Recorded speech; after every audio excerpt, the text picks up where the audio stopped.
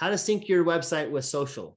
Here's a friendly reminder. Adding this function to your website does not replace updating your website from time to time with actual content. Sometimes people think, oh, if I just sync it with my with social media, then all I have to do is update Facebook or Instagram, and then my website's kind of turnkey or automated. And yeah, it will help, but this is not the end-all cure-all solution. It just makes it easy for people when they're on your website to go to your social media, but usually not reverse. Here's some examples.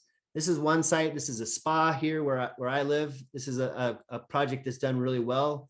We've synced their website with Instagram and Google reviews. And so on their website, on the home page down by the footer, you can see their Instagram and their Google reviews. Now, one thing I'll warn you about, and this is a pet peeve of mine when I go to a website and I see social media links right at the top of their website. Can anybody tell me why that's not the best idea? Why is it not a good idea that to have social media right at the top of your website? People they might get kind of, they might go and do the social media and forget your YouTube video. Yes, the goal is to get people to come to your website.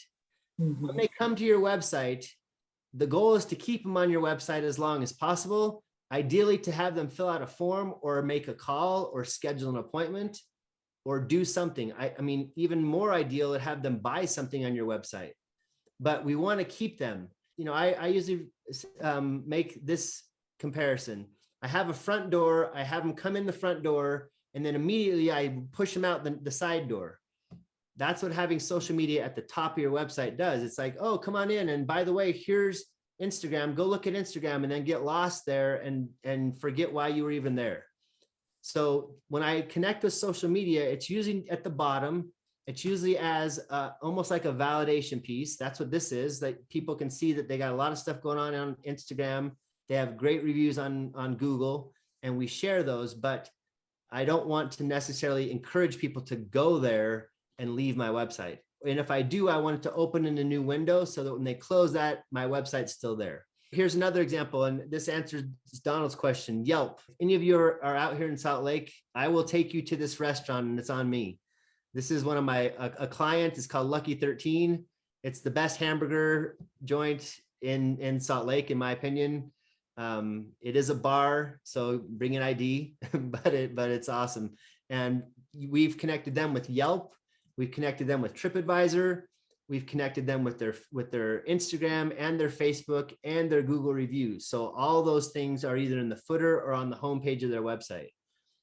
Restaurants obviously rely a lot on reviews.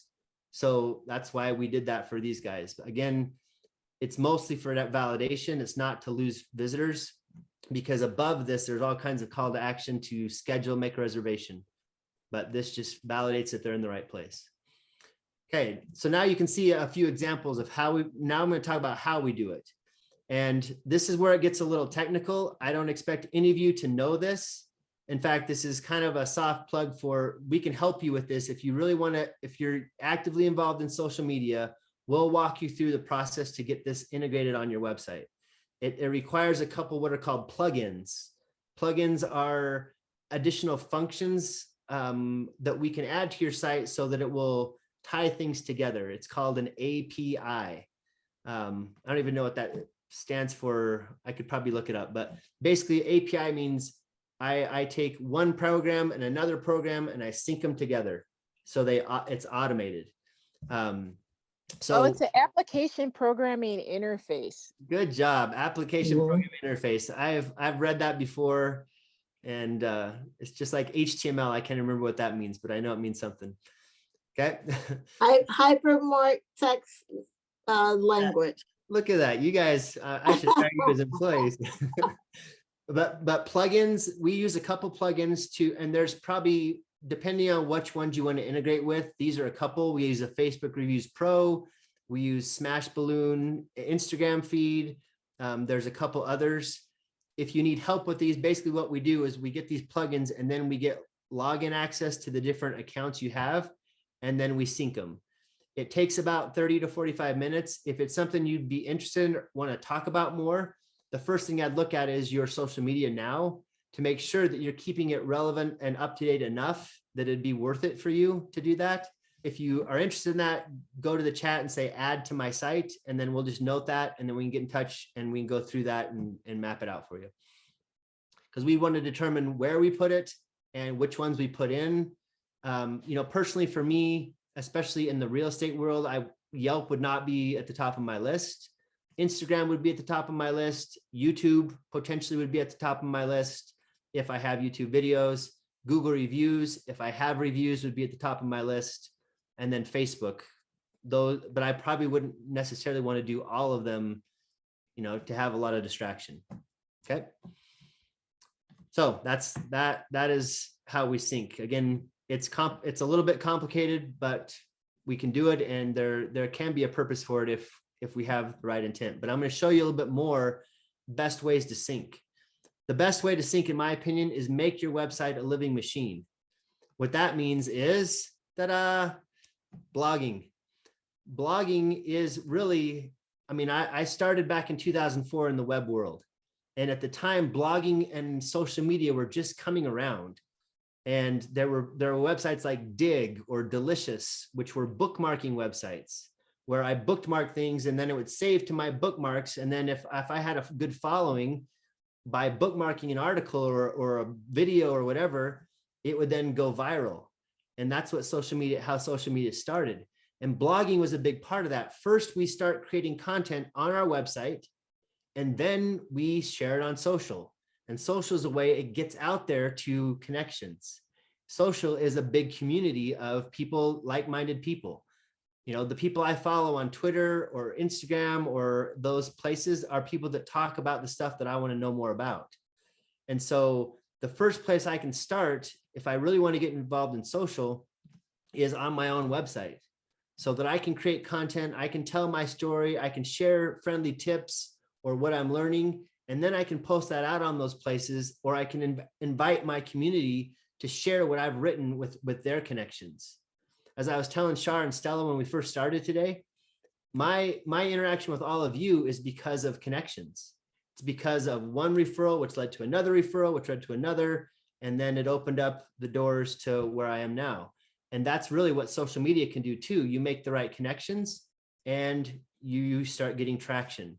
But if I'm making these connections on social and then they go to my website and there's nothing there, or it's just blank, or it hasn't been updated for a while, that can be a deterrent from really getting the traction we want. So a blog, again, will keep ideal clients updated. It'll help with online visibility. It'll help with building an email list, and it'll improve your social exposure. The key then is when we add a blog post, and I want everybody, I mean, I wish I could share everybody's name and email here. I don't know that I can do that, but I want everybody to take note of who's here, because this can be our community where if we do a blog post, we can reach out to everybody, even in like a group me or a WhatsApp or via chat text, and say, hey, I just wrote this blog post. I'd love you all to go check it out. Maybe give a comment or give it a thumbs up or share it in your social. And then it's the whole concept of giver's gain. The more I help others, the more in turn they're going to help me. And it's, you know, it all goes around full circle. Okay. So once I write a blog post, also on your website, you can have some social, some social is already there. But when I make a blog post or when I post a new video or something, I'm going to reach out to my contacts and say, hey, I just did this video. You guys mind going and give it a thumbs up? Or I put it on my website. Can you go read this article and make a comment or share it in your social? So what I'll do, I have a list of everybody that's been here. So at the end, if you guys want to say in the chat, I give permission, then I'll just share the list of whoever's here, whoever gives permission. So just type in the chat, if you're okay with me sharing name and email, just type in permission. Because really we want to continue to build this community and gain momentum as a group.